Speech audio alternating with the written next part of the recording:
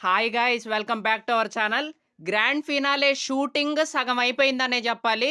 So, అందులో భాగంగా మనకి ఇద్దరిని ఎలిమినేట్ చేయటం అయితే జరిగింది. ఒకళ్ళొచ్చేసి సంజన గారనమాట. సంజన గారిని ఫిఫ్త్ పొజిషన్‌లో ఎలిమినేట్ చేయటం అయితే జరిగింది.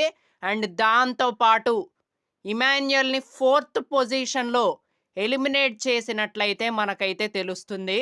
సో, ఇమాన్యుయల్ నిజంగా చాలా మంచి కంటెస్టెంట్. చాలా మంచి ఎంటర్‌టైనర్.